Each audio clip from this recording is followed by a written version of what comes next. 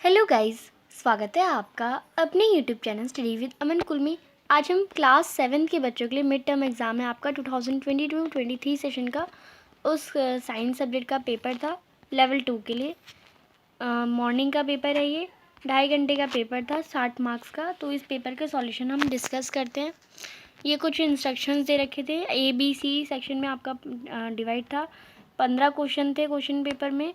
1 से लेके 12 तक के क्वेश्चन आपको 1 मार्क के दे रखे थे। 2 से क्वेश्चन नंबर बी में क्वेश्चन नंबर 1 में 12 पार्ट से, क्वेश्चन नंबर 2 में 11 पार्ट है, 2 to 11, 2 से 11 तक के क्वेश्चन, 2 से 7 तक के क्वेश्चन शॉर्ट आंसर टाइप है, 2 मार्क्स के हैं और आपके 30 से 50 वर्ड में आंसर करना है। क्वेश्चन नंबर 8 से 11 आपको 3 मार्क्स के हैं, 50 से 80 वर्ड में आंसर करना है। सेक्शन सी जो है वो 12 से 15 क्वेश्चन केस बेस्ड है, अदर टाइप्स ऑफ क्वेश्चन है और कोई ओवरऑल चॉइस नहीं है, पर इंटरनल चॉइस आपको क्वेश्चन में दी गई है। तो सबसे पहले हम फर्स्ट क्वेश्चन डिस्कस करते हैं। खंड आ सेक्शन ए है। डैश प्रोटीन अम्ल से बने होते हैं। प्रोटीन क्या होते हैं? अमीनो एसिड से बने होते हैं। तो अमीनो एसिड, यहाँ पे अमीनो लिखना था, यानी अमीनो अम्ल। फिर है डैश वह प्रक्रिया है जो पादपों को प्रकृति से स्वपोषी बनाती है। तो वो फोटोसिंथेसिस यानी प्रकाश संश्लेषण। तो मैं हिंदी में भी लिख देती हूँ, दोनों का मैं साथ साथ बता दूंगी। प्रकाश संश्लेषण, स्पेलिंग थोड़ी मिस्टेक होती है पर आप एकदम अपना करेक्ट करेंगे क्योंकि आपको पता है क्या आएगा आंसर। नेक्स्ट है the break down of complex component of food into simpler substance is called digestion. तो वह भोजन के जटिल घटकों के सरल पदार्थों में टूटने को हम पाचन कहते हैं। तो इसमें डाइजेशन यानी पाचन आ जाता। नेक्स्ट है चाल की मूल इकाई किलोमीटर पर सेकेंड है। तो बेसिक यूनिट स्पीड की मीटर पर सेकेंड है, किलोमीटर नहीं आना था, तो ये हमारी फॉल्स है। नेक्स्ट है simple pendulum rectilinear motion straight motion होती है, पर वो तो पीरियोडिक मोशन शो करता है, तो ये भी फॉल्स हो जाएगा। नेक्स्ट है बाइल हमारा लीवर में स्टोर होता है, तो बाइल हमारा गॉल ब्लेडर में स्टोर होता है, तो इसमें आपका फॉल्स हो जाएगा। इसके आगे क्या आएगा? गॉल ब्लेडर, बट आपको लिखना नहीं था। सेल्यूलोज के not be digested by humans, तो ह्यूमंस में सेल्यूलोज होता ही नहीं है, तो ये ट्रू स्टेटमेंट है। नेक्स्ट है during day time which gas is release in the atmosphere in the photosynthesis, तो ऑक्सीजन गैस रिलीज होती है, तो आपको यहाँ पे ऑक्सीजन लिखना था। 9th क्वेश्चन है why leaves are mostly green in colour, तो वो क्लोरोफिल होता है उनमें, तो because they are contain chlorophyll, तो यहाँ पे मैं क्लोरोफिल लिख देती हूँ। क्लोरोफिल। नेक्स्ट है जीवों में पोषण की किन्हीं 2 विधियों के नाम लिखिए, यानी name 2 modes of nutrition in living organisms. तो 2 मोड ऑफ न्यूट्रिशन हमारे हो जाएंगे, एक तो हिंदी में बताती हूँ, सबसे पहले स्वपोषी और एक हो जाता है विषमपोषी। यानी ऑटोट्रॉप्स और हमारा हेट्रोट्रॉप्स। नेक्स्ट है question number 10th which part of the plant mostly take part in the synthesis of their food, तो कौन सा पार्ट ऑफ प्लांट है? तो वो लीव्स का स्टोमेटा है, तो लीव्स का स्टोमेटा यहाँ पे आप लिखेंगे, यानी पत्तों का हमारा जो स्टोमेटा होता है वो सबसे ज़्यादा पार्ट लेता है। या फिर आपको बताना है which part of the plant absorb and supply the thing required for the synthesis except gas, तो गैस के अलावा कौन सा होता है? वो हमारी रूट्स होती है, तो यहाँ पे आप लिखेंगे जड़ें। नेक्स्ट है question number 11th name the device use to measure distance travel by, तो डिस्टेंस ऑडोमीटर से मापा जाता है, यहाँ पे ऑडोमीटर आ जाएगा, यानी पथमापी। नेक्स्ट है which kind of motion is perform by pendulum of a wall clock, तो कौन सा टाइप होता है? वो आवर्ती गति होती है, यानी पीरियोडिक मोशन। तो यहाँ पे पीरियोडिक मोशन लिख दिया है मैंने, यानी आवर्ती गति। नेक्स्ट है क्वेश्चन नंबर, यहाँ से फर्स्ट पार्ट हो गया सेक्शन ए। सेक्शन बी देखते हैं। सेक्शन बी है हमारा why do living organism need nutrients, तो यहाँ पे आंसर आप यहाँ से करेंगे क्योंकि आपके इसी में आंसर एक तरह से दे रखा था। तो लिविंग ऑर्गेनिज्म को न्यूट्रिएंट्स क्यों चाहिए, ये है ना हमारा क्वेश्चन। तो यहाँ पे आंसर आप लिखेंगे we need all nutrients for growth, body repair, energy. ये 3 चीज़ आप लिख लेंगे, आपका आंसर कंप्लीट हो जाएगा। नेक्स्ट है सेक्शन 2 सेक्शन सेकंड का first second question, what are insectivorous plants. तो इंसेक्टिवर्स प्लांट यानी कीट पक्षी पौधे वो होते हैं जो कीड़े खाते हैं या फिर दूसरे प्लांट को खाते हैं, इंसेक्टिवर्स प्लांट्स। एग्जाम्पल आप पिजर प्लांट्स और यहाँ पे सनड्यू प्लांट्स लिख सकते थे। कुछ जीवों को परजीवी क्यों कहा जाता है, यानी कुछ लिविंग ऑर्गेनिज्म को पैरासाइट, क्योंकि वो अपना फूड अपने एक होस्ट प्लांट से लेते हैं, जस्ट लाइक अमरबेल आप एग्जाम्पल लिख सकते थे। Name the bacteria living in roots of legumes plants. तो लेग्यूम प्लांट्स यानी फलीदार पादपों की, तो वो होता है राइजोबियम। तो यहाँ पे मैं राइजोबियम लिख देती हूँ। राइजोबियम जो होता है वो लेग्यूम्स प्लांट्स की रूट्स में रहता है, राइजोबियम।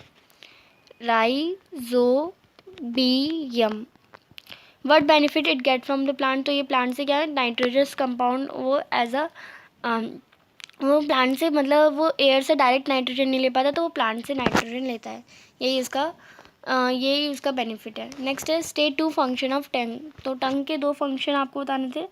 तो टंग के दो फंक्शन हो जाएंगे, सबसे पहले एक तो हो जाएगा सलाइवा सिक्रेट कर नहीं, सलाइवा तो सलाइवरी ग्लैंड का हो जाएगा ना, तो ये टेस्ट के लिए हेल्प करती है, टेस्ट यानी स्वाद के लिए। नेक्स्ट ये फूड को स्वेलो करने में हेल्प करती है, फूड स्वेलो यानी भोजन को जो हमारा होता है वो हम अच्छे से गले से निकल जाए वो होता है, तो फूड स्वेलो करने में हेल्प करती है। नेक्स्ट है अमॉन्ग चीम्ड राइस, यानी चबाए हुए चावल और उबले चावल में कौन आयोडीन की उपस्थिति में नीला रंग देगा। तो चबाए हुए चावल आयोडीन की उपस्थिति में नीले रंग देंगे, ये हमने एक एक्टिविटी के थ्रू करा था। और रीज़न क्या है, क्योंकि उनमें स्टार्च होता है। 65 किलोमीटर पर आवर को हम अगर मीटर पर सेकंड के निरूपित कीजिए तो 65 किलोमीटर कितने घंटे पर आवर, एक घंटे में 60 मिनट होता है। तो ये हमारा 65 किलोमीटर लिख दिया हमने। 1 किलोमीटर में हमारा 1000 मीटर होता है और 1 घंटे में हमारे 60 सेकंड होते हैं, तो 60 को 60 से मल्टीप्लाई कर दिया। 1 0 से 1 0 कटा, 1 0 से 1 0 कटा। 65 को 10 से गुणा करेंगे 650 और 6 को 6 से गुणा करेंगे तो हमारा 36। फिर अब इसे डिवाइड करेंगे, हमारा जो आंसर आएगा इसे आप डिवाइड करके आंसर लिखना था।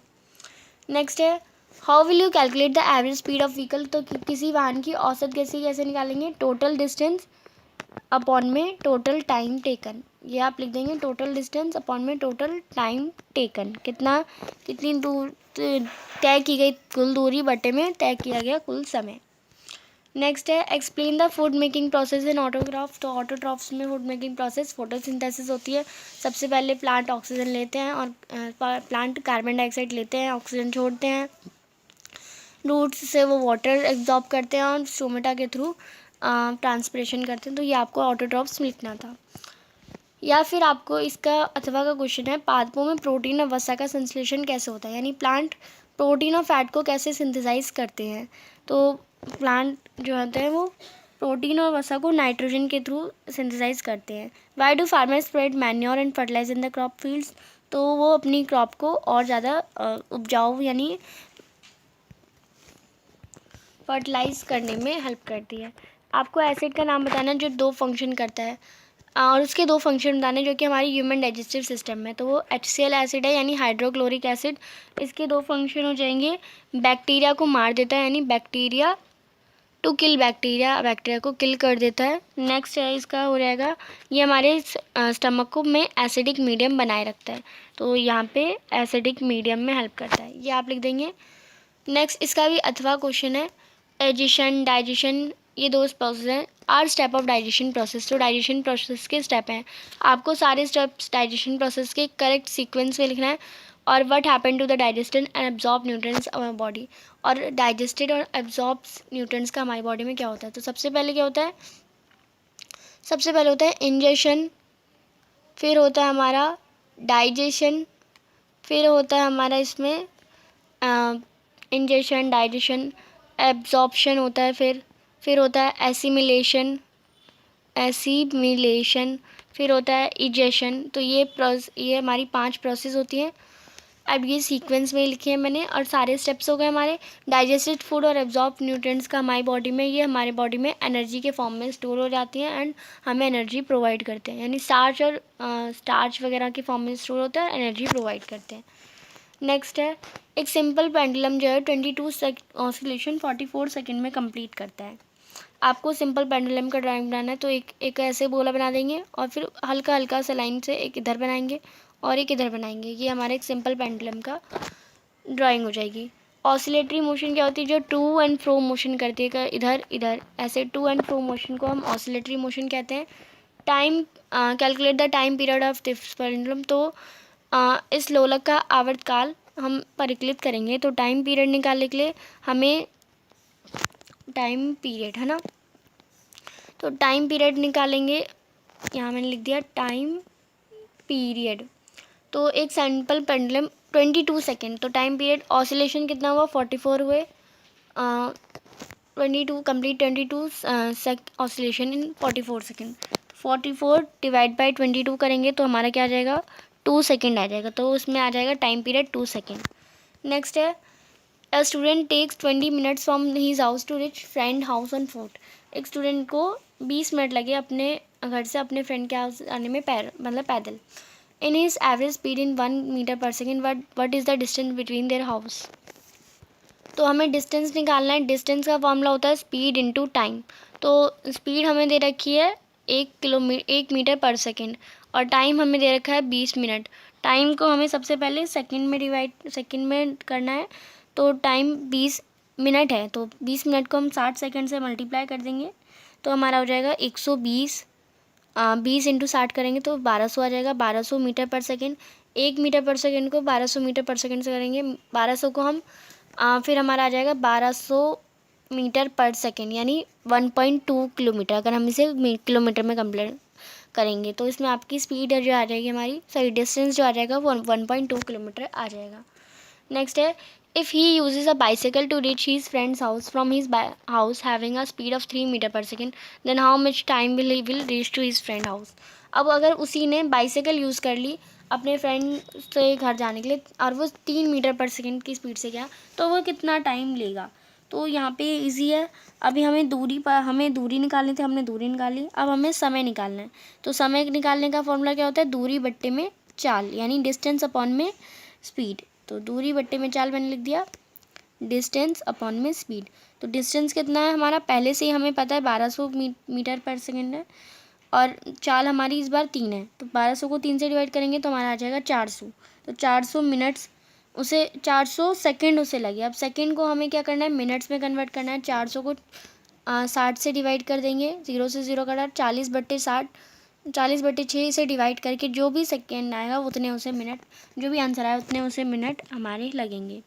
सेक्शन सी है the part of leaf by which attach of the stem is called petiole. जो पेटियोल होता है यानी पत्ती का वह भाग जिससे वह तने से जुड़ा होता है उसे हम पर्णवृत्त कहते हैं।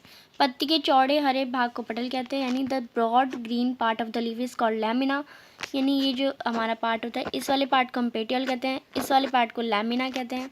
पटल रेखाओं जैसी संरचनाओं को शिराएं कहते हैं, यानी जो लाइन स्ट्रक्चर होते हैं लैमिना पे, यानी ये जो ऐसे ऐसे ऐसे ऐसे ऐसे लाइन्स होती है ना उन्हें हम वेन्स कहते हैं।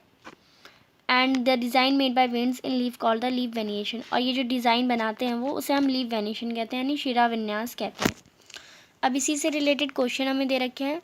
पत्ती का मुख्य शिरा क्या कहलाती है, the main vein of the leaf is called lamina, midrib, petiole या ए एंड बी दोनों।